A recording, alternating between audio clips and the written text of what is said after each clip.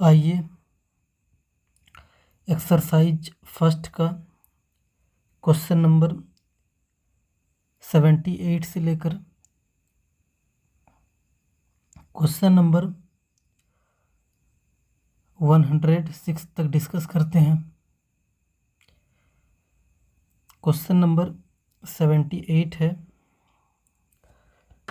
Activation energy of a reaction is. तो 78 का third सही हो जाएगा।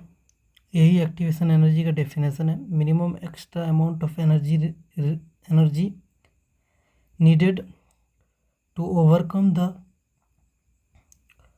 Potential barrier of reaction. तो 78 का थर्ड सही है। क्वेश्चन नंबर 79 है, the minimum energy for molecules to enter into chemical reaction is called. ये भी आप थ्योरी में पढ़ते हैं कि इसको थ्रेशोल्ड एनर्जी बोलते हैं। तो 79 का थर्ड सही हो जाएगा। क्वेश्चन नंबर 80 है, the rate constant K1 of a reaction is found to be double that of rate constant K2 of another reaction. The relationship between corresponding activation energies of the reactions at same temperature E1 and E2 can be represented as। देखिए, आपको दो reaction बोला गया है और दोनों reaction का आपको रेट कांस्टेंट गिवन है। एक का है K1, एक का क्या है K1 और एक का है K2। और बोला गया है, देखिए जो ये K1 है वो डबल है K2 का। K1 जो है वो डबल है K2 का बोला गया है। मतलब अगर K2 अगर x है तो K1 क्या होगा, 2x होगा अकॉर्डिंग टू क्वेश्चन।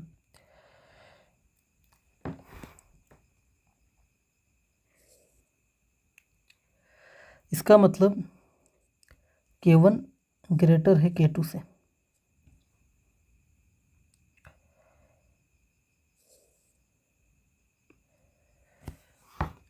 और आपको अर्हेनियस इक्वेशन मालूम है, K is equal to A की power minus EA by RT।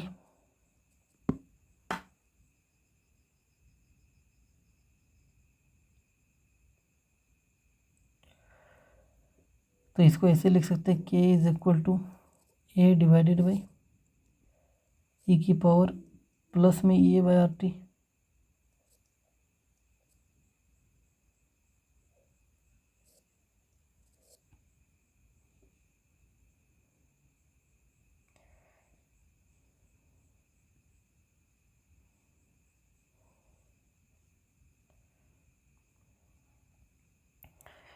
अब देखिए,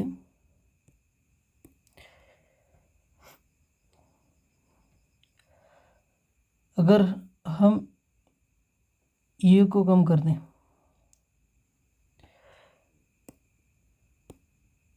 तो ये जो EA बाई RT है ये भी क्या हो जाएगा, कम हो जाएगा।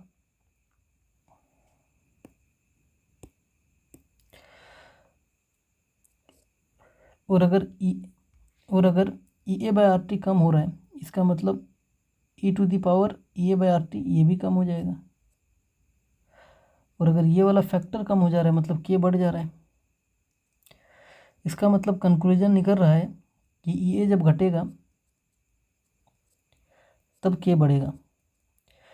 यानी जिसका K का वैल्यू ज़्यादा होगा इसका EA यानी एक्टिवेशन एनर्जी कम होगा।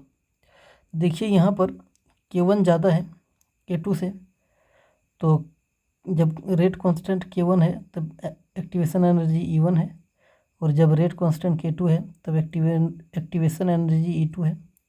तो K1 ज़्यादा है तो E1 कम होगा, तो E1 और E2 के बीच में ये रिलेशनशिप आएगा। सेकंड सही हो जाएगा, 80 का सेकंड सही है। क्वेश्चन नंबर 81 है, at room temperature the reaction between NO and O2 gives NO2 is fast, while that between CO and O2 is slow. It is due to, देखिए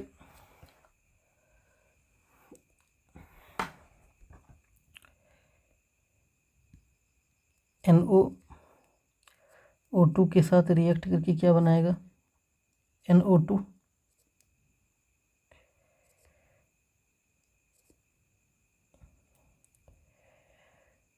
और बोला गया है COO2 के साथ रिएक्शन करके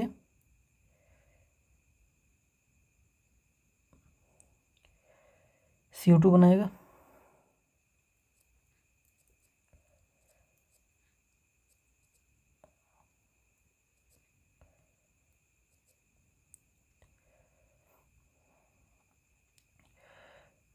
और देखिए क्वेश्चन में NO और O2 जब रिएक्ट कर रहे हैं और NO2 बना रहा है तो वो वाला रिएक्शन कैसा है, फास्ट है, बोला गया है।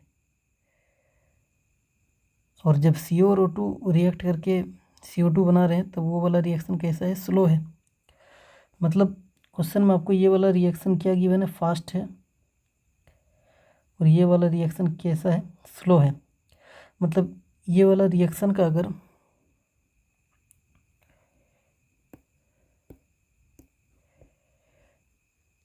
ये वाला कैसा है, फास्ट है, और ये वाला कैसा है, स्लो है। मतलब ये वाला रिएक्शन का अगर रेट अगर R1 है तो ये वाला का हम R2 मान लेते हैं। तो ये वाला रिएक्शन फास्ट है तो R1 ग्रेटर होगा R2 से।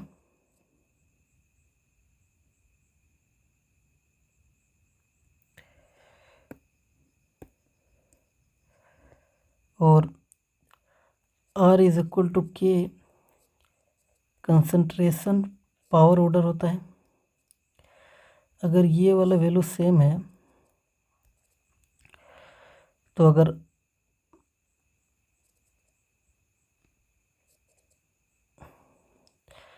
R जैसे चेंज होगा वैसे K भी चेंज होगा, क्योंकि दोनों आपस में डायरेक्ट रिलेशनशिप में है।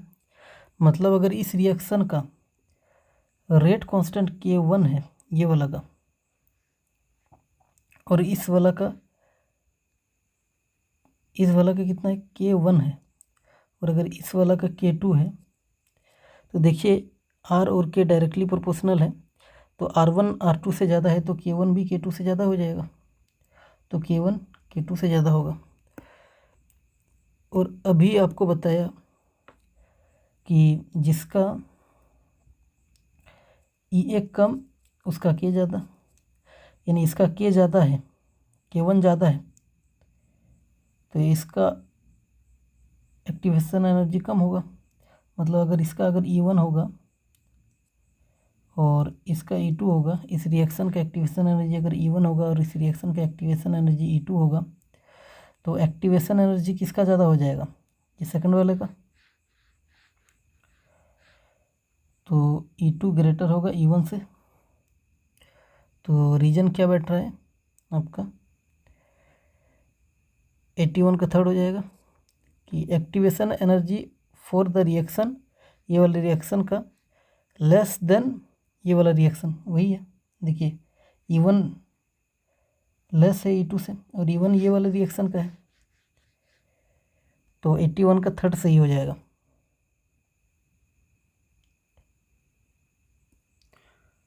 क्वेश्चन नंबर 82 है, chemical reaction occurs as a result of collisions between reacting molecules. Therefore the reaction rate is given by,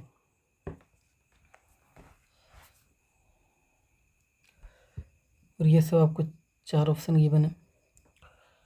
तो देखिए रेट ऑफ रिएक्शन जो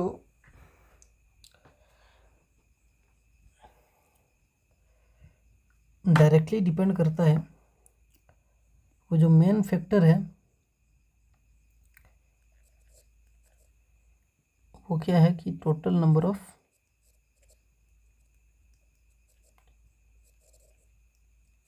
इफेक्टिव कोलिजन।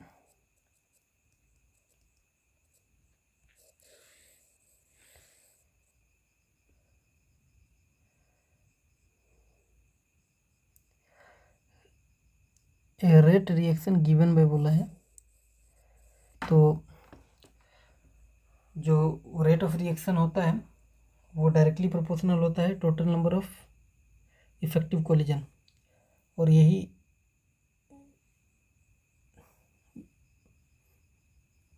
इसी से रेट ऑफ रिएक्शन मतलब इसका मेन फैक्टर है। तो थर्ड सही हो जाएगा। देखिए पहला ऑप्शन जो है total number of collisions occurring in a unit volume पर सेकंड, ये जो है ये कोलिजन फ्रीक्वेंसी का डेफिनेशन है। कोलिजन फ्रीक्वेंसी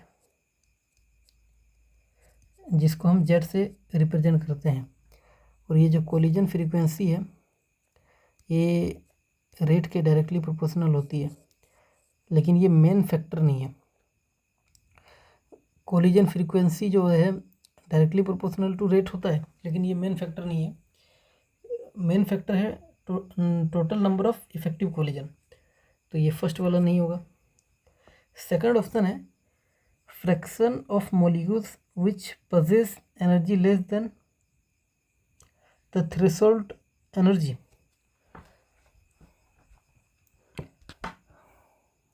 तो ये आपका ग्राफ है, ये इधर एनर्जी है, प्रोग्रेस ऑफ रिएक्शन,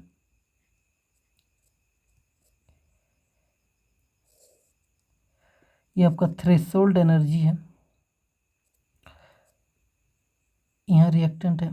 कह रहा है कि जो एनर्जी है वो लेस देन थ्रेशोल्ड एनर्जी है। देखिए एनर्जी अगर थ्रेशोल्ड के बराबर नहीं होगा तो आपका प्रोडक्ट का फॉर्मेशन नहीं होगा। क्या होगा? प्रोडक्ट का फॉर्मेशन नहीं होगा।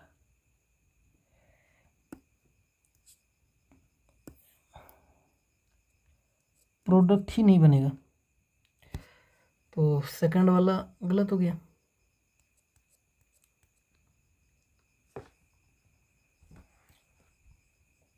प्रोडक्ट ही नहीं हो बनेगा तो रेट ऑफ रिएक्शन आप कैसे मतलब निकाल पाइएगा?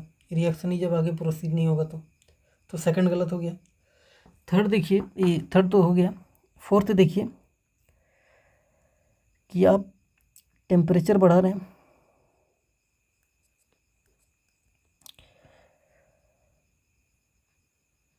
तो आपका रेट बढ़ जाएगा।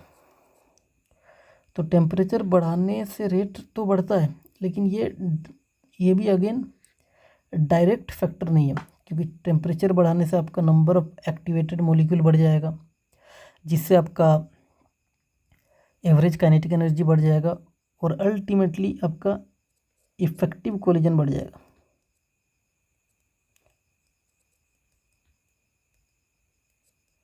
जिससे आपका रेट बढ़ जाएगा। तो फोर्थ भी नहीं होगा। मेन फैक्टर जो है वो ये थर्ड वाला ऑप्शन ही है, तो इसीलिए 82 का थर्ड सही हो जाएगा। क्वेश्चन नंबर 83 है, N endothermic reaction A gives B has an activation energy 15 kilocalorie per mole and the heat of the reaction is 5 kilocalorie per mole.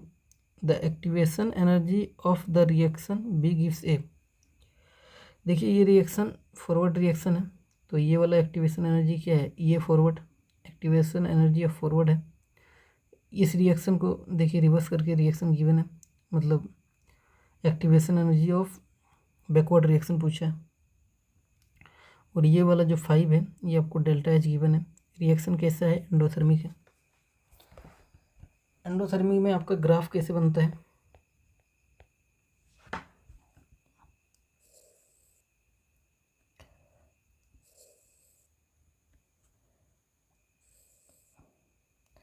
देखिए इधर है प्रोग्रेस ऑफ रिएक्शन,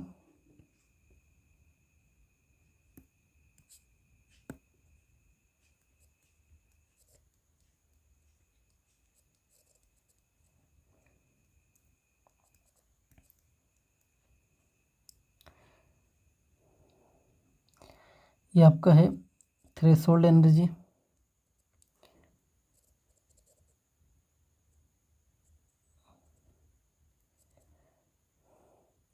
ये रिएक्टेंट ये प्रोडक्ट है।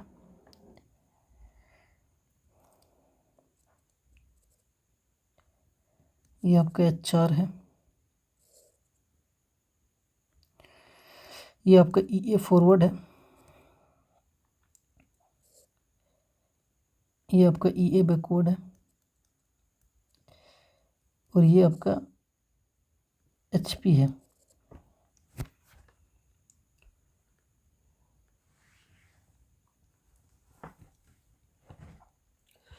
तो देखिए EA फॉरवर्ड प्लस HR और EA backward plus HP दोनों का क्या है, थ्रेशोल्ड एनर्जी जो है वो सेम है, मतलब इन दोनों का सम और इन दोनों का सम का थ्रेशोल्ड एनर्जी सेम है, मतलब EA plus HR equal to EAB plus HP कर सकते हैं। तो क्या हो जाएगा, EA forward plus HR is equal to EA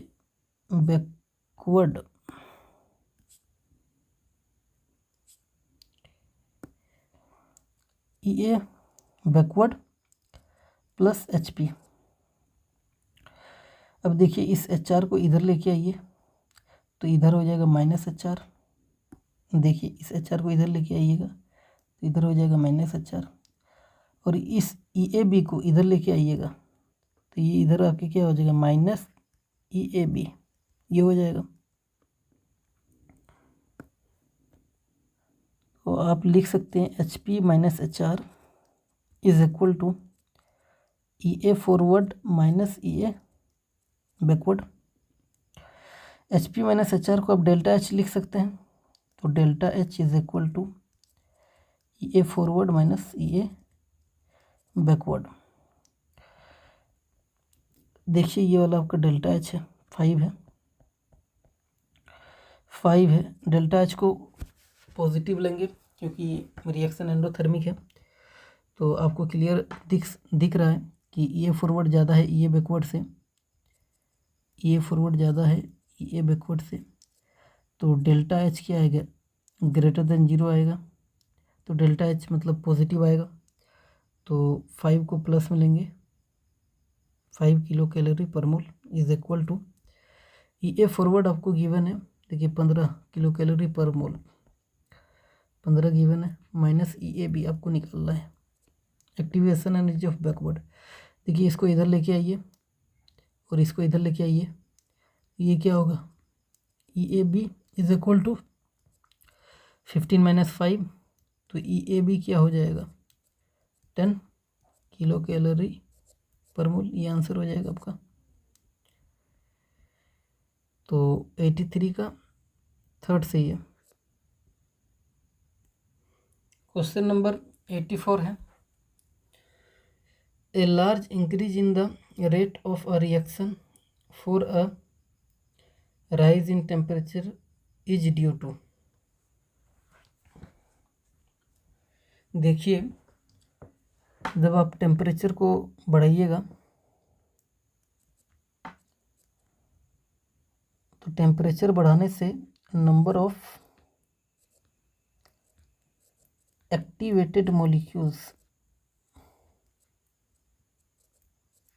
ये भी बढ़ जाते हैं, और नंबर ऑफ एक्टिवेटेड मॉलिक्यूल्स बढ़ने की वजह से एवरेज काइनेटिक एनर्जी बढ़ जाता है, जिससे कोलिजन बढ़ जाता है और जिससे इफेक्टिव कोलिजन बढ़ जाता है।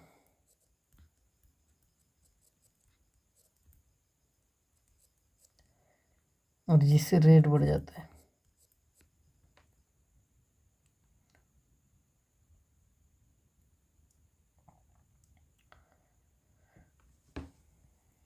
तो टेम्परेचर बढ़ने से mainly number of activated molecules क्या होता है, बढ़ जाता है।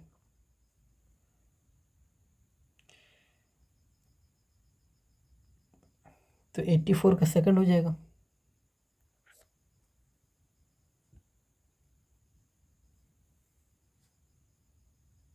देखिए नंबर ऑफ कोलिजन भी बढ़ जाएगा, ठीक ना, लेकिन ये इसका मेन फैक्टर नहीं है। टेम्परेचर बढ़ने से mainly number of activated molecules बढ़ जाता है। क्वेश्चन नंबर 85 है, rate of which reactions increases with temperature. देखिए आप अगर टेम्परेचर को बढ़ाइएगा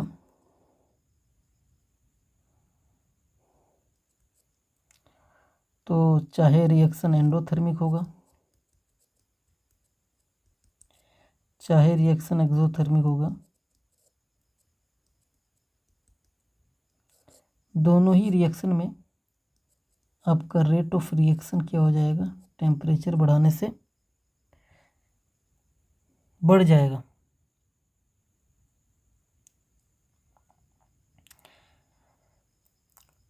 तो देखिए सेकंड वाला नहीं होगा, सिर्फ एक्सो लिखा हुआ है। थर्ड वाला भी नहीं होगा, सिर्फ एंडो लिखा हुआ है। कांट भी प्रिडिक्ट, नहीं प्रिडिक्ट कर सकते हैं, तो ये भी नहीं होगा। तो फर्स्ट सही हो जाएगा, 85 का फर्स्ट सही है। क्वेश्चन नंबर 86 है,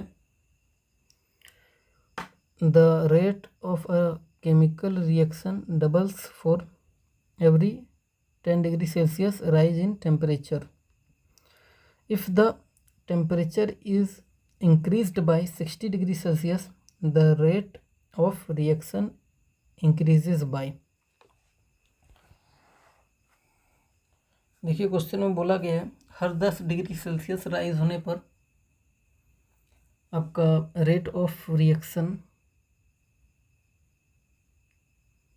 डबल हो जा रहा है every 10 degree Celsius rise in temperature, और temperature total increase by 60 degree हो रहा है। तो मान लेते हैं कि इनिशियल टेम्परेचर गिवन नहीं है, तो हम मान रहे हैं कि 20 डिग्री सेल्सियस है। अब कुछ भी मान सकते हैं, 20 डिग्री सेल्सियस हम मान रहे हैं।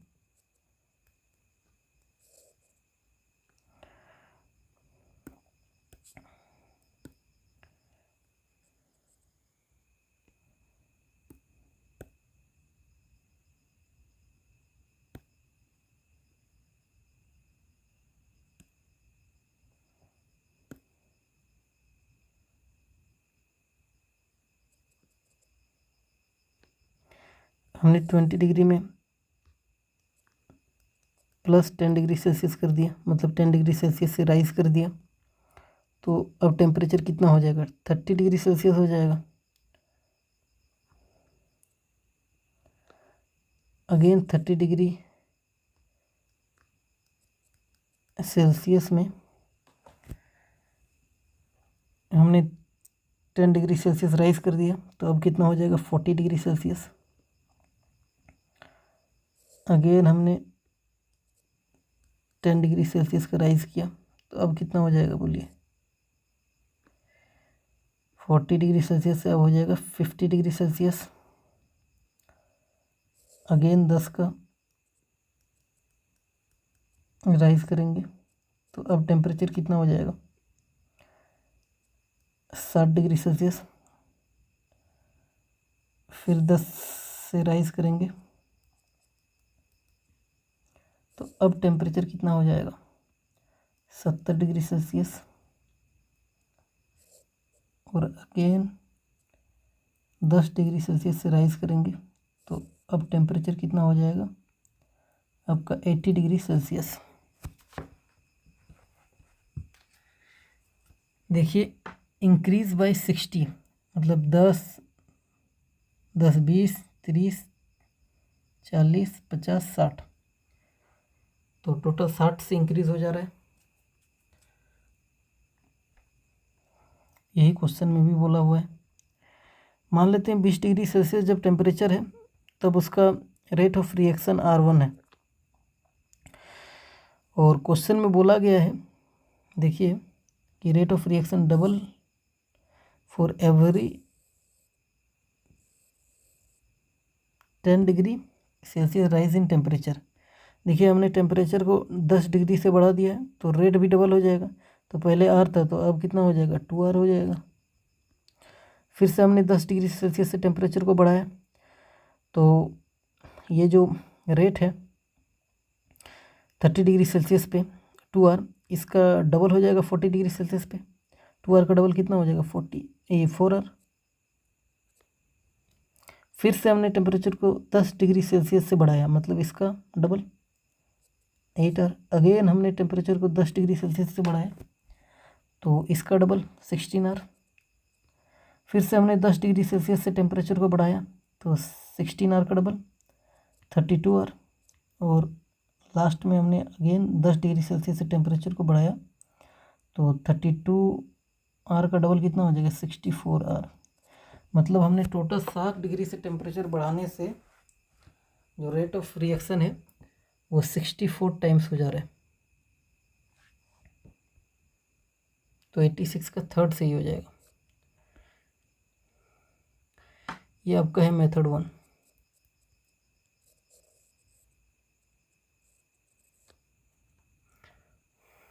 एक और मेथड बताते हैं।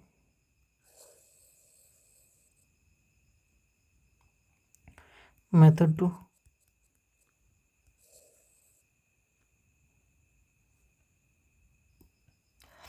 मान लेते हैं कि T टेम्परेचर पे रेट कांस्टेंट कितना है KT है। मैंने इस टेम्परेचर में और 10 डिग्री सेल्सियस टेम्परेचर का इंक्रीमेंट कर दिया तो अब टेम्परेचर T+10 हो गया। तो अब रेट कांस्टेंट बदल जाएगा KT+10 हो गया।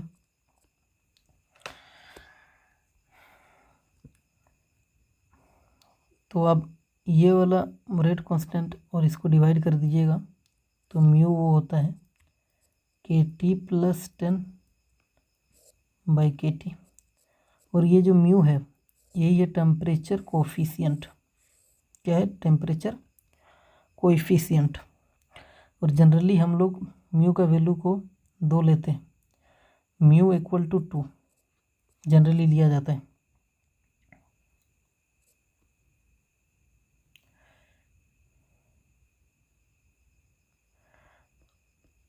यहाँ पे एक ट्रिक है कि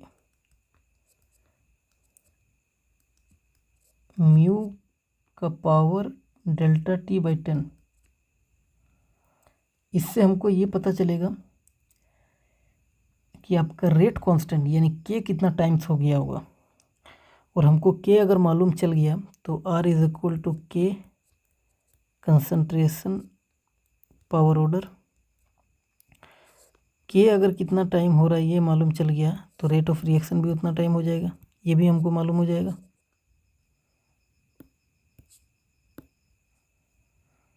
और ये वाला जो फॉर्मूला है इससे हमको के कितना टाइम हो रहा है उसका पता लगेगा, ठीक ना।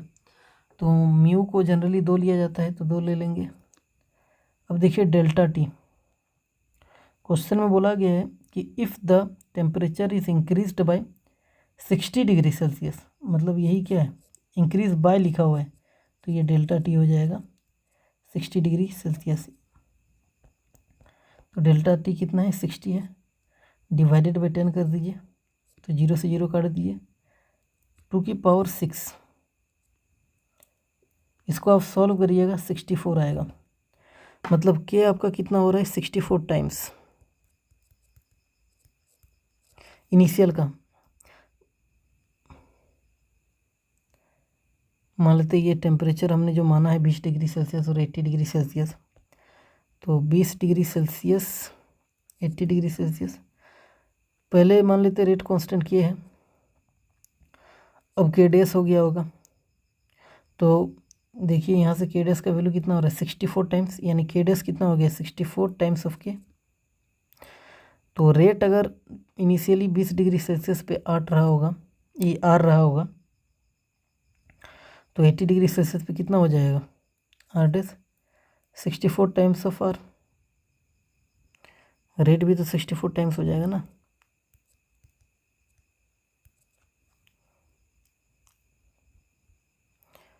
तो 86 का थर्ड सही है। क्वेश्चन नंबर 87 है, according to the Arrhenius equation a straight line is to be obtained by plotting the logarithm of the rate constant of chemical reaction log k against. आपको अर्हेनियस इक्वेशन मालूम है, k is equal to a e की power minus E a by r T.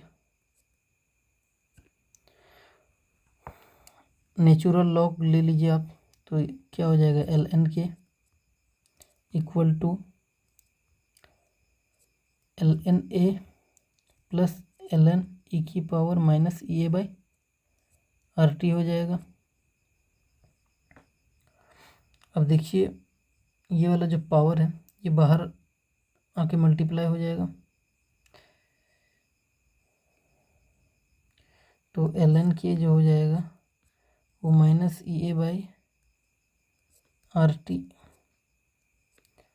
L N E plus L N A हो जाएगा।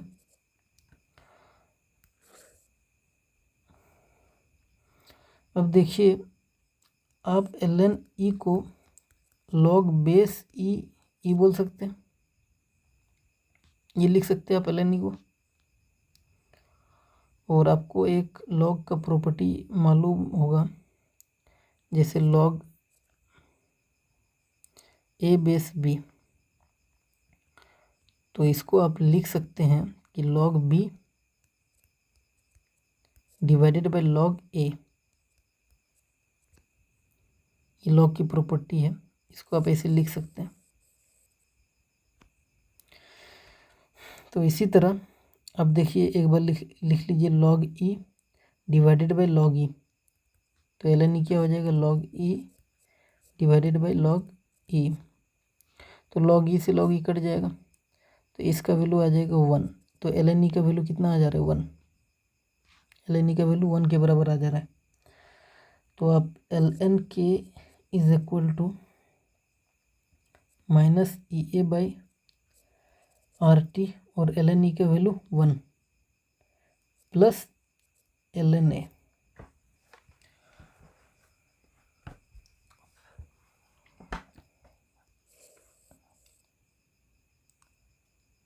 अब देखिए एक चीज़ और आपको मालूम होना चाहिए कि एल एन एक्स अगर है तो उसको आप 2.303 लॉग एक्स ऐसे भी लिख सकते हैं। तो यहाँ पे जो एल एन के है इसको आप लिख सकते हैं 2.303 log K is equal to minus E A by R T plus इसको आप लिख सकते हैं 2.303 लॉग ए लिख सकते हैं। अब देखिए ये जो आपका इक्वेशन है इसमें आप 2.303 से डिवाइड कर दीजिए,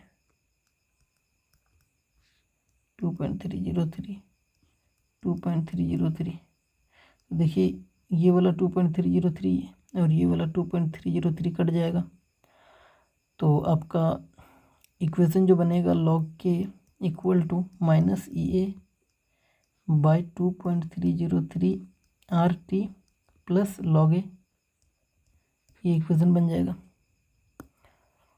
तो log K equal to minus EA by 2.303 RT plus log A, ये हो जाएगा इक्वेशन। अब देखिए y is equal to mx plus C, ये 1/t है। देखिए 1/t को हम अगर x एक्सिस में ले लेंगे और log k को अगर y एक्सिस में ले लेंगे तो ये वाला जो माइनस ये बाई 2.303 R, ये आपका m यानी स्लोप बन जाएगा और log a आपका c यानी इंटरसेप्ट बन जाएगा। तो ये equation y is equal to mx plus C, ये स्ट्रेट लाइन का इक्वेशन है। तो आपका ग्राफ जो बनेगा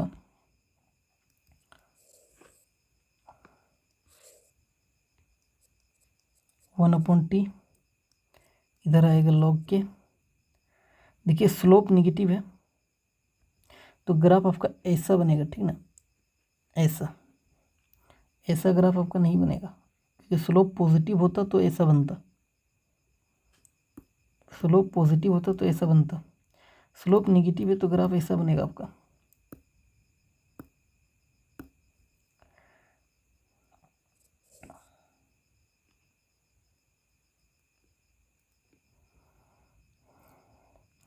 ये आपका क्या है, इंटरसेप्ट है log A, स्लोप यहाँ पे क्या है,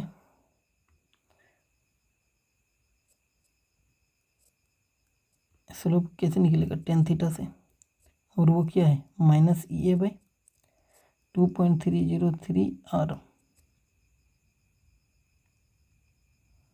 तो देखिए log K वर्सेस 1/t के बीच जो आपका ग्राफ बन रहा है वो स्ट्रेट लाइन बन रहा है, ठीक ना। तो क्वेश्चन में भी देखिए वही बना, मतलब पूछा गया है कि according to the Arrhenius equation a straight line is obtained by plotting, straight line आपका ऑब्टेन्ड होगा log के वर्सेस किसके साथ करेंगे कि स्ट्रेट लाइन आएगा, तो 1/t 87 का थर्ड सही हो जाएगा। क्वेश्चन नंबर 88 है, which plot will give the value of activation energy. आपको आर्हेनियस इक्वेशन मालूम होगा, k is equal to A की power minus A by RT, natural log ले लेंगे अगर तो क्या बन जाएगा, ln k is equal to ln a plus ln e की power minus A by RT, power बाहर आएगा तो ln k minus A by RT ln e plus ln a। अभी आपको बताया है कि जो ln e को आप log बेस e लिख सकते हैं, ऐसे लिख सकते हैं, और log बेस a b, तो log b इसको आप लिख सकते हैं log b divided by log a, ये log की एक प्रॉपर्टी होती है, इसको आप ऐसे लिख सकते हैं। तो इसी तरह आप इसको लिख सकते हैं log e divided by log जो बेस में होगा वो, यानी बेस में कौन है, अगेन ये है, तो log e divided by log, तो log e से log e कट जाएगा तो ln e का वैल्यू कितना आएगा 1, तो ln k जो आएगा वो माइनस EA बाई RT, इसका वैल्यू तो 1 हो जाएगा, प्लस ln a,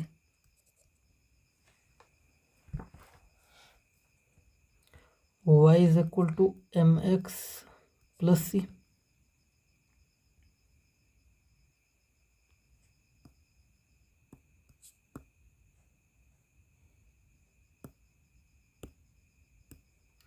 देखिए ये जो 1/t है इसको एक्स एक्सिस में ले लीजिए, ln k को आप y एक्सिस में ले लीजिए, ये आपका ln a इंटरसेप्ट हो जाएगा और माइनस EA/RT आपका स्लोप हो जाएगा m। तो ग्राफ आपका अगेन कैसा बनेगा, स्ट्रेट लाइन, क्योंकि y is equal to mx plus c है। तो ग्राफ आपका कैसे बनेगा,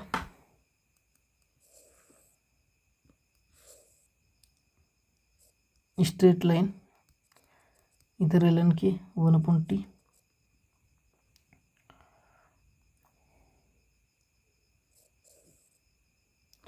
और देखिए स्लोप m आपका निगेटिव है, तो स्लोप निगेटिव है तो ग्राफ ऐसा बनेगा, पॉजिटिव होता तो ऐसा बनता।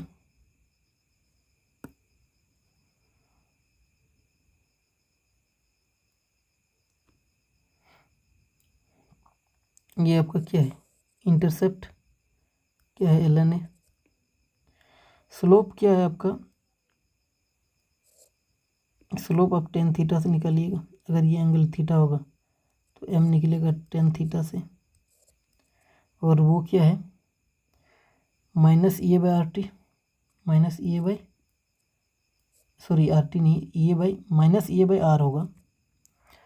तो देखिए आप ln के वर्सेस 1/t के ग्राफ से आप m यानी स्लोप निकाल लीजिएगा और उससे आपका EA यानी एक्टिवेशन एनर्जी निकल जाएगा, ये आपका निकल जाएगा ln के वर्सेस 1/t के ग्राफ से आपका स्लोप निकल जाएगा और स्लोप निकल जाएगा तो आपका EA निकल जाएगा। तो 88 का 4 से ये हो जाएगा।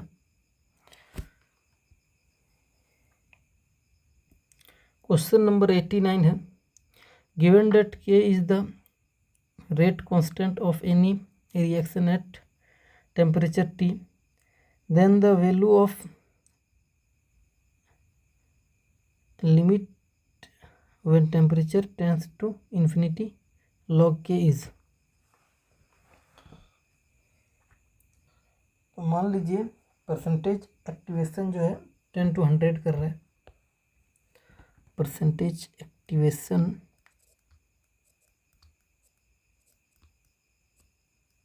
10 to 100, तो परसेंटेज एक्टिवेशन क्या होता है, k/a × 100, ये होता है आपका परसेंटेज एक्टिवेशन। तो परसेंटेज एक्टिवेशन को लिख सकते हैं k/a × 100, 100 से 100 कट जाएगा, मतलब k/a 10 to 1। और अर्हेनियस इक्वेशन से k इक्वल टू AE⁻EA/RT, मतलब k/a को आप लिख सकते हैं -EA/RT, E⁻−EA/RT, k/a को लिख सकते हैं। तो k/a टेंड्स टू 1, तो E⁻−EA/RT टेंड्स टू ऑल्सो 1।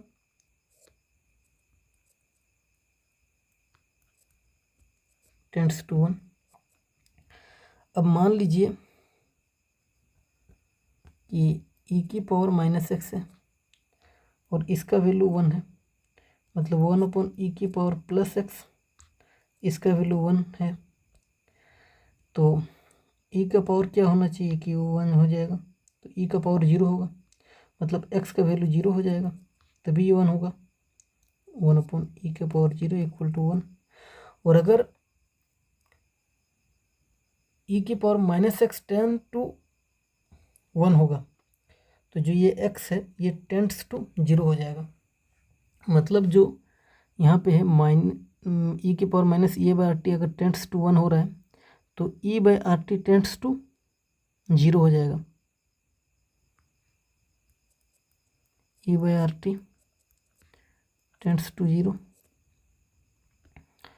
तो यहाँ से 1/t टी जो होगा टेंड्स टू 0, मतलब टी टेंड्स टू इन्फिनाइट। और अब देखिए जब टी टेंड्स टू इन्फिनाइट, अब देखिए इसको आप ऐसे भी लिख सकते हैं, के टेंड्स टू ए, तो के टेंड्स टू ए कर रहा है, मतलब जब समय जब इन्फिनाइट टेंड कर टेम्परेचर रहा है, टेंड्स टू इन्फिनाइट, तो K tends to A,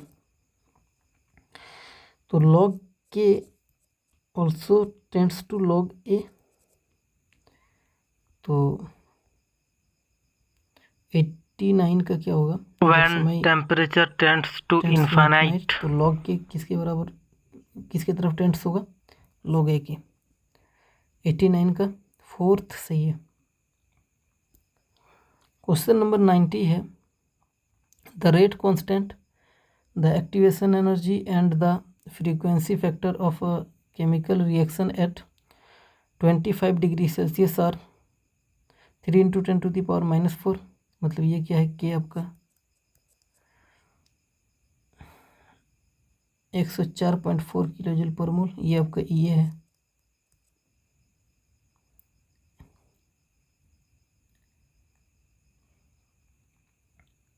and 6 × 10⁻14 second inverse, ये आपका है A. The value of the rate constant as when temperature tends to infinite is.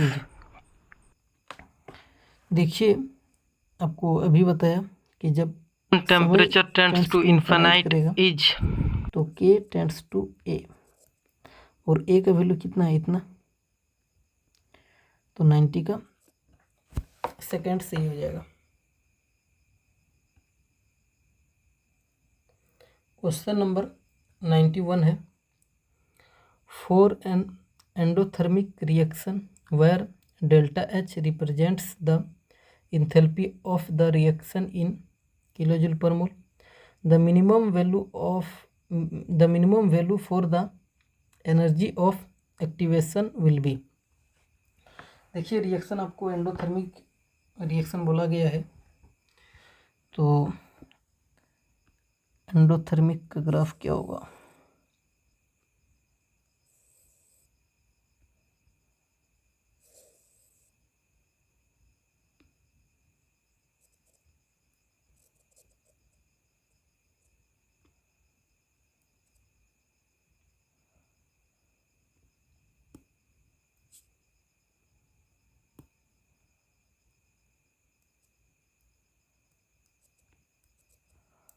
ये रिएक्टेंट प्रोडक्ट बन रहा है, ये आपका क्या है,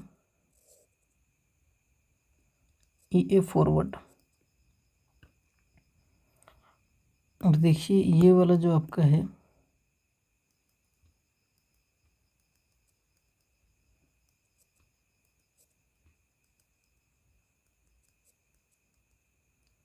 डेल्टा एच,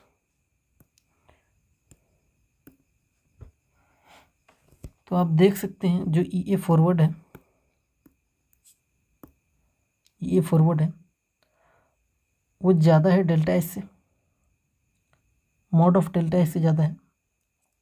ई फॉरवर्ड जो है वो ग्रेटर है मॉड ऑफ डेल्टा एच से। क्लियरली आप ग्राफ से देख सकते हैं, देखिए ये फॉरवर्ड ये वाला है और डेल्टा एच ये वाला है, तो ये फॉरवर्ड ग्रेटर है मॉड ऑफ डेल्टा एच से, तो 91 का थर्ड सही हो जाएगा। अब आप बोल सकते हैं कि ये फॉरवर्ड ही क्यों, बैकवर्ड से कंपेयर क्यों नहीं किया, तो इसका कारण है कि जब आपको कुछ नहीं बोला जाए तो आप रिएक्शन को फॉरवर्ड लेके चलिएगा, तो इसीलिए ये फॉरवर्ड से कंपेयर किया जा रहा है डेल्टा एच को। क्वेश्चन नंबर 92 है, the rate of reaction increases 2.3 times when the temperature is raised from 300 Kelvin to 310 Kelvin if K is the rate constant at 300 Kelvin, then the rate constant at 310 Kelvin will be equal to, देखिए जब temperature 300 है kelvin, तब मान लेते हैं कि rate of reaction कितना है, R है। टेम्परेचर को हमने बढ़ा दिया है 10 डिग्री सेल्सियस से, तो अब टेम्परेचर 310 केल्विन हो गया है। तो देखिए रेट ऑफ रिएक्शन 2.3 टाइम्स हो गया है। इसका मतलब 310 केल्विन पे जो रेट होगा वो 2.3 टाइम्स ऑफ R होगा, और 300 केल्विन पर रेट कांस्टेंट को हम अगर K बोल रहे हैं तो 310 पर K डैश होगा। अब ये K डैश कितना होगा उसको पता लगाते हैं। आपको मालूम है R is equal to K concentration order. अगर ये सेम है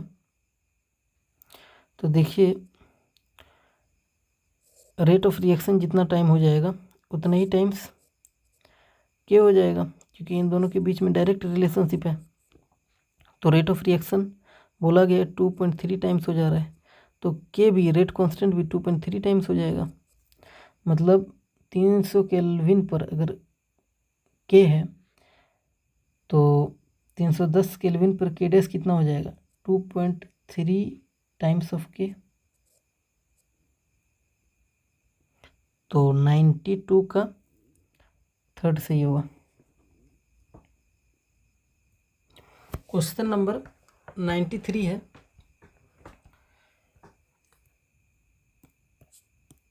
if the concentration units are reduced by n times, then the value of rate constant of first order will be। देखिए जो रेट कांस्टेंट है ये है, होता है इंडिपेंडेंट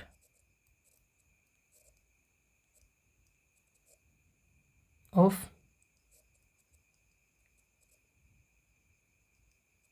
कंसंट्रेशन ऑफ रिएक्टेंट। यानी रेट कांस्टेंट जो होता है independent of concentration of reactant होता है। तो के कंसंट्रेशन को अब रिड्यूस बाय n टाइम्स करोगे तो के अगेन सेम रहेगा, रिमेन सेम, कांस्टेंट रहेगा। 93 का थर्ड सही है। क्वेश्चन नंबर 94 है, which is used in the determination of reaction rates. Temperature, पहला ऑप्शन है टेम्परेचर। तो देखिए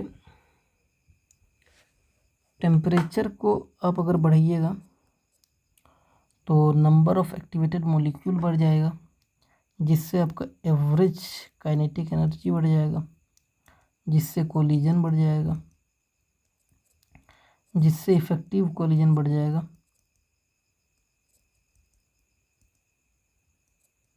और जिससे रेट बढ़ जाएगा। मतलब आप टेम्परेचर से रेट को डिटरमाइन कर सकते हो। अब देखिए कंसंट्रेशन, सेकंड ऑप्शन क्या है, कंसंट्रेशन। तो कंसंट्रेशन आप अगर बढ़ाइएगा तो कोलिजन आपका बढ़ जाएगा, तो इफेक्टिव कोलिजन बढ़ जाएगा, इफेक्टिव कोलिजन बढ़ जाएगा, और अगर इफेक्टिव कोलिजन बढ़ेगा तो रेट बढ़ जाएगा। तो आप कंसंट्रेशन से भी रेट को डिटरमाइन कर सकते हो। देखिए स्पेसिफिक रेट कांस्टेंट यानी के, अगर टेम्परेचर को आप बढ़ाइएगा तो आपका के बढ़ जाएगा, और के बढ़ने से रेट बढ़ जाएगा। तो देखिए स्पेसिफिक रेट कांस्टेंट से भी आप वो रेट को डिटरमाइन कर सकते हो। तो 94 का 4 हो जाएगा, all of this. Question number 95 है, the rate constant of a first order reaction depends on the. देखिए रेट कांस्टेंट अभी आपको बताया कि ये इंडिपेंडेंट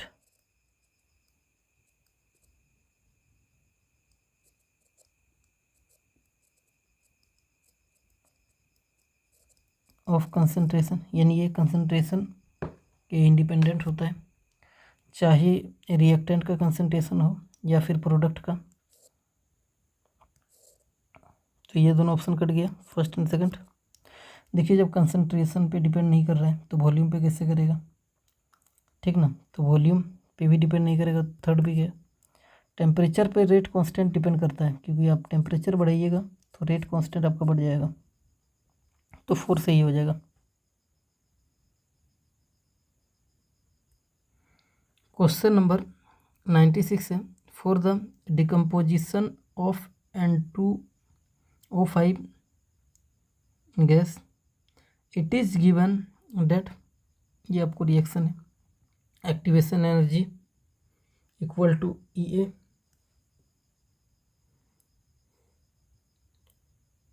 अगेन ये रिएक्शन है और इसका एक्टिवेशन एनर्जी EA डैश है। देन आपको ये EA और EA डैश के बीच में रिलेशन फाइंड आउट करना है। देखिए दोनों रिएक्शन सेम रिएक्शन है, चूँकि सेम रिएक्शन है, नेचर ऑफ रिएक्टेंट भी सेम है, तो एक्टिवेशन एनर्जी भी सेम होगा। Activation energy does not depend on stoichiometric coefficient, stoichiometric coefficient पे एक्टिवेशन एनर्जी डिपेंड नहीं करेगा, तो EA और EA डैश क्या होगा, बराबर हो जाएगा, 4 सही हो जाएगा 96 का। क्वेश्चन नंबर 97 है, फॉर अ रिएक्शन इन विच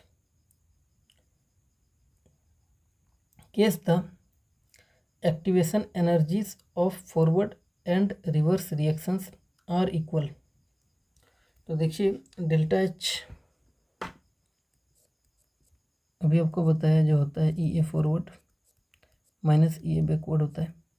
अब देखिए एक्टिवेशन एनर्जी फॉरवर्ड और बैकवर्ड का, रिवर्स मतलब बैकवर्ड का इक्वल बोला गया है, तो अगर ये दोनों इक्वल हो जाएगा तो डेल्टा H क्या हो जाएगा, 0 हो जाएगा, फर्स्ट सही हो जाएगा। क्वेश्चन नंबर 98 है, the energy of activation of a forward reaction is 50 kilo calorie, the energy of activation of its backward reaction is. देखिए चूँकि रिएक्शन को यहाँ इस क्वेश्चन में मेंशन नहीं किया गया है, तो दो तरह का रिएक्शन पॉसिबल है,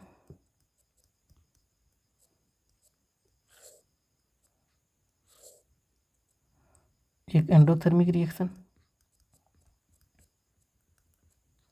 और एक एक्सोथर्मिक रिएक्शन।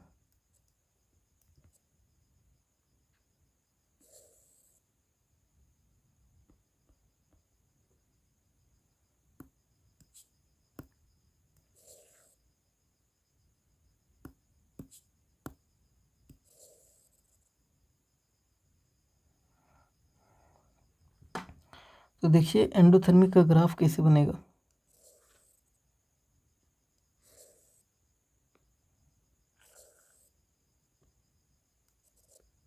ये रिएक्टेंट है, प्रोडक्ट है,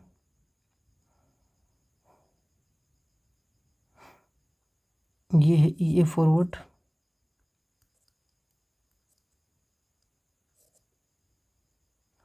ये है EA बैकवर्ड। देखिए क्वेश्चन में आपको EA फॉरवर्ड का वैल्यू गिवन है 50 किलो कैलोरी, तो एंडोथर्मिक रिएक्शन में क्या हो जाएगा, EA फॉरवर्ड अगर आपको 50 किलो कैलोरी गिवन है तो EAB 50 से कम होगा, क्योंकि एंडोथर्मिक रिएक्शन में आप देख सकते हैं EA फॉरवर्ड ज़्यादा होगा EA बैकवर्ड से, तो जो ये बैकवर्ड आएगा वो 50 किलो कैलोरी से कम ही आएगा।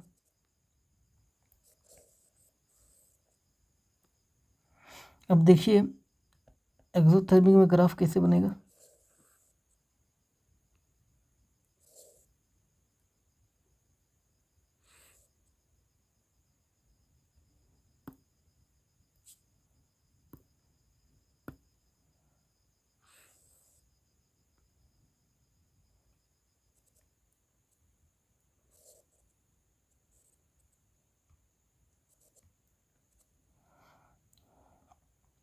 ऐसे बनेगा, ये फॉरवर्ड ये वाला हो जाएगा, ये बैकवर्ड ये वाला हो जाएगा। तो देखिए एक्सोथर्मिक में आपको क्लियरली दिख रहा है कि ये फॉरवर्ड लेस है ये बैकवर्ड से, मतलब यहाँ पे ये फॉरवर्ड लेस होगा ये बैकवर्ड से, मतलब यहाँ पे जो ये बैकवर्ड का वैल्यू होगा वो 50 किलो कैलोरी से ज़्यादा होगा। देखिए क्वेश्चन में एज सच ऐसा मेंशन नहीं है कि कौन सा रिएक्शन है, एंडोथर्मिक है कि एक्सोथर्मिक। तो 50 किलो कैलोरी से एक्टिवेशन एनर्जी ऑफ बैकवर्ड ज़्यादा भी हो सकता है, कम भी हो सकता है, रिएक्शन पे डिपेंड करेगा। तो 98 का 4 सही हो जाएगा। क्वेश्चन नंबर 99 है, an exothermic reaction X gives Y has an activation energy 30 kilojoule per mole. If energy change delta H during the reaction is minus 20 kilojoule, then the activation energy for the reverse reaction is। देखिए अगर question में वो exothermic लिख दे और अगर sign भी ना दे delta H का तो हमें उसको निगेटिव मान के चलना है, लेकिन यहाँ पे साइन गिवन है तो अच्छी बात है। तो डेल्टा एच का फॉर्मूला अभी आपको बताया, वो क्या हो जाएगा, ई ए फॉरवर्ड माइनस ई ए बैकवर्ड। डेल्टा एच देखिए ये क्या है, डेल्टा एच है, देखिए ये रिएक्शन फॉरवर्ड रिएक्शन है तो ये क्या हो जाएगा, ई ए फॉरवर्ड हो जाएगा। आपको ई ए बैकवर्ड निकालना है, रिवर्स रिएक्शन का पूछ रहा है। तो डेल्टा एच माइनस 20 ई ए फॉरवर्ड 30 माइनस ई ए बैकवर्ड, इसको उधर ले जाइए, इसको इधर ले आइए, तो ई ए फॉरवर्ड ई ए बैकवर्ड जो आएगा 30 + 20 हो जाएगा, यानी 50 किलो जूल। 99 का 3rd सही हो जाएगा। क्वेश्चन नंबर 100 है, which of the following plot is in accordance with the Arrhenius equation.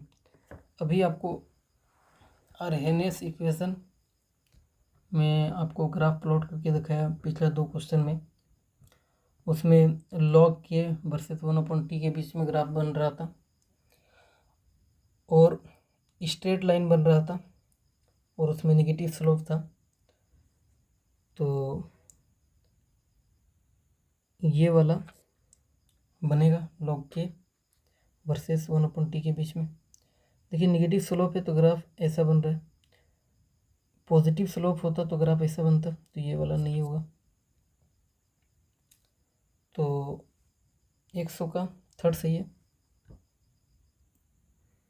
Question number 101 है, the rate of reaction increases with increase in temperature because. देखिए अब अगर टेम्परेचर को बढ़ाइएगा तो नंबर ऑफ एक्टिवेटेड मॉलिक्यूल्स बढ़ जाएगा, जिससे आपका रेट बढ़ जाएगा,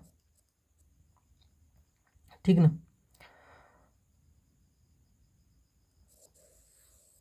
तो टेम्परेचर बढ़ाने से mainly number of activated molecules बढ़ जाता है, और जो ये fraction of molecules possessing energy greater than equal to threshold energy, ये वाला बात और नंबर ऑफ एक्टिवेटेड मॉलिक्यूल्स, ये वाला बात सेम बात है।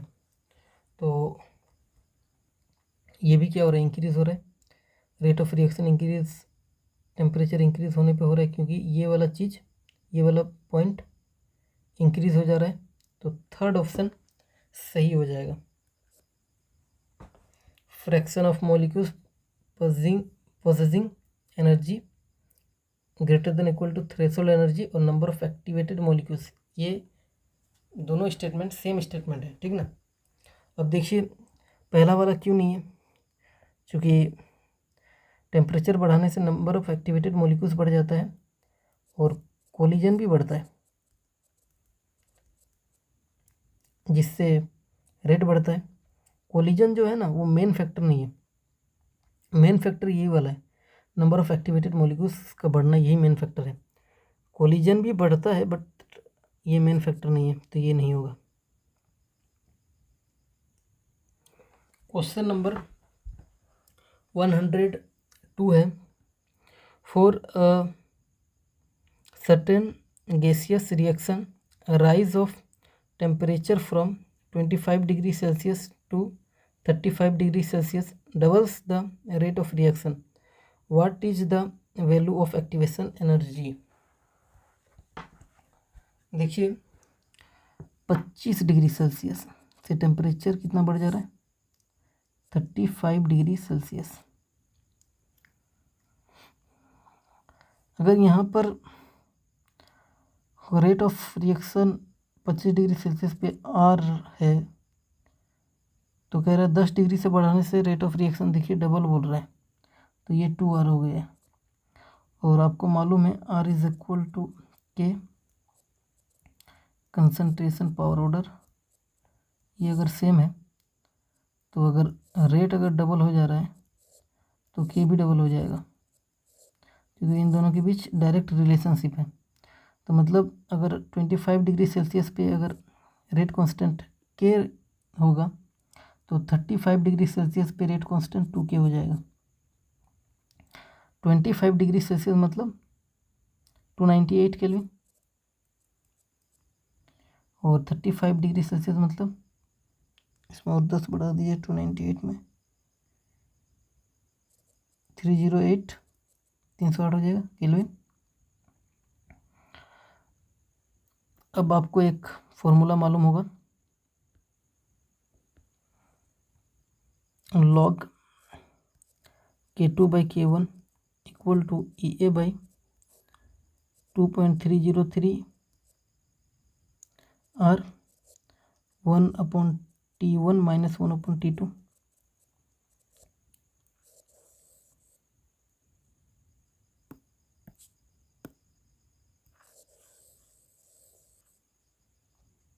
ये फॉर्मूला आपको मालूम होगा।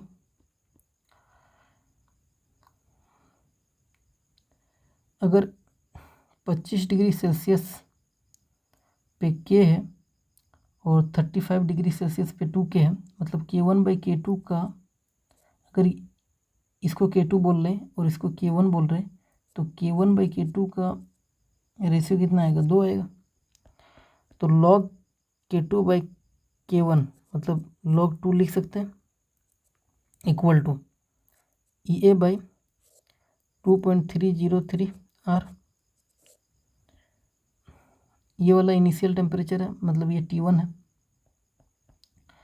केल्विन में रखना है तो 298 रखेंगे, 25 डिग्री सेल्सियस नहीं रखेंगे, तो 1/298 माइनस, देखिए T2 कितना है 35 डिग्री सेल्सियस यानी 308 केल्विन, तो T2 कितना आएगा 1/308 ये आएगा। अब आप क्या कीजिए, ऊपर नीचे इसमें 308 से मल्टीप्लाई कर दीजिए और इसमें 298 से ऊपर नीचे मल्टीप्लाई कर दीजिए, ठीक ना। तो ये 298 इंटू 300 कॉमन हो जाएगा और ये दोनों माइनस हो जाएगा, 308 माइनस 298, तो ये log 2 का वैल्यू कितना हो जाएगा 0.3 equal to EA by 2.303 R 298 into 308, यहाँ पे कितना आएगा 308 माइनस 298,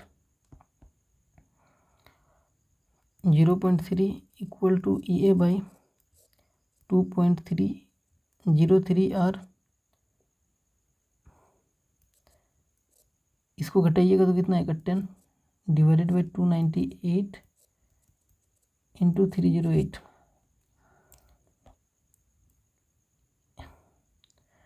ये सबको इधर ले आइए, मतलब ये जो वैल्यू है ये मल्टीप्लाई हो जाएगा 0.3 में, और ये जो आएगा वो डिवाइड हो जाएगा। तो ये क्या आएगा 0.3 into 2.303 R into 298 into 308 divided by 10 हो जाएगा। इसको आप मल्टीप्लाई करिएगा तो ये आएगा 0.693 R। इसको मल्टीप्लाई कर दीजिएगा आप तो ये इतना आ जाएगा, इंटू 298 इंटू 308 डिवाइडेड बाई 10, तो ये EA का आंसर आएगा। तो देख लीजिए 102 का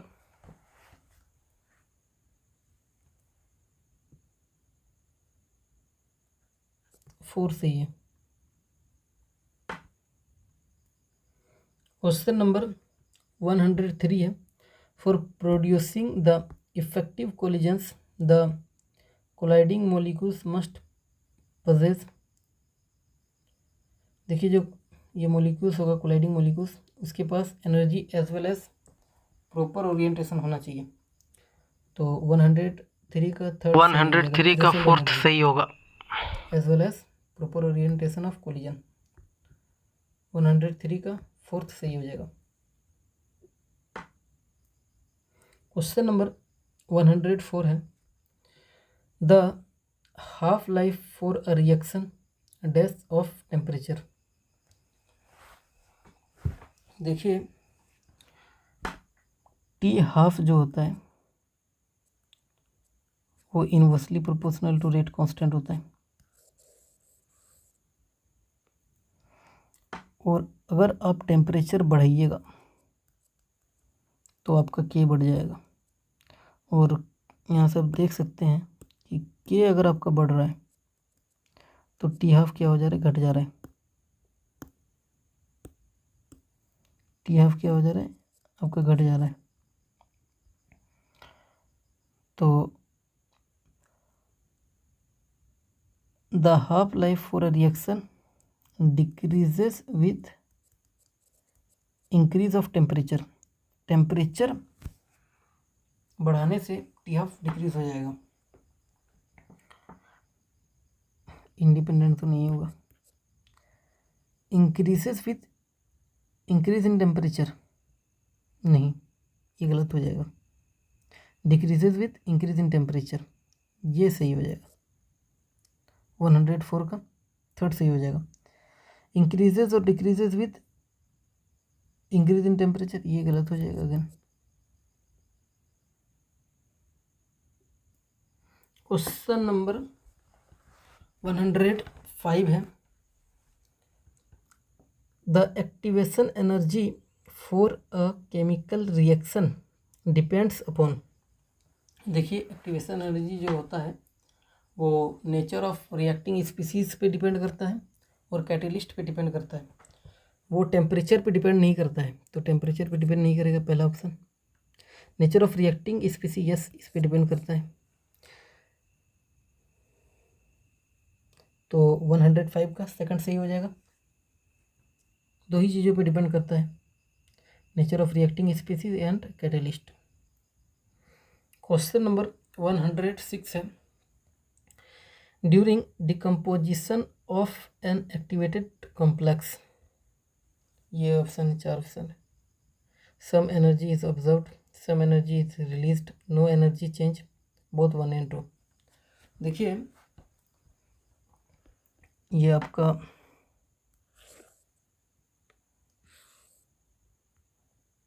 ग्राफ है, इधर एनर्जी है, इधर आपका प्रोग्रेस ऑफ रिएक्शन है।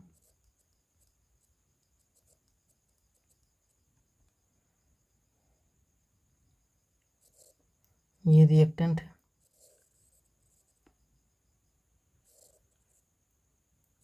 ये प्रोडक्ट है, यहाँ हुआ एक्टिवेटेड कॉम्प्लेक्स।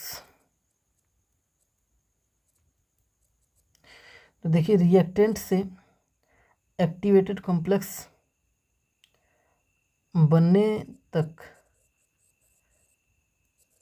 एनर्जी का एब्जॉर्प्शन होगा, एनर्जी एब्जॉर्ब करेगा।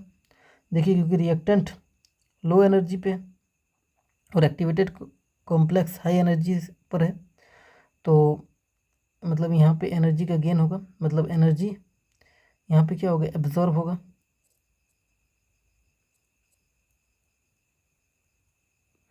अब एक्टिवेटेड कॉम्प्लेक्स से जब प्रोडक्ट का फॉर्मेशन होगा, यानी एक्टिवेटेड कॉम्प्लेक्स जब डिकम्पोज होगा, तो देखिए यहाँ से यहाँ तक जब एक्टिवेटेड कॉम्प्लेक्स डिकम्पोज होगा तो प्रोडक्ट लोअर एनर्जी पे है, एक्टिवेटेड कॉम्प्लेक्स हायर एनर्जी पे है। देखिए एक्टिवेटेड कॉम्प्लेक्स हायर एनर्जी पे है, प्रोडक्ट लोअर एनर्जी पे है, तो एनर्जी का रिलीज होगा, तो एनर्जी रिलीज होगा। मतलब एक्टिवेटेड कॉम्प्लेक्स जब डिकम्पोज होगा और प्रोडक्ट बनाएगा तब एनर्जी रिलीज होगा। तो 106 का क्या हो जाएगा, सेकंड हो जाएगा, सम एनर्जी इज रिलीज्ड।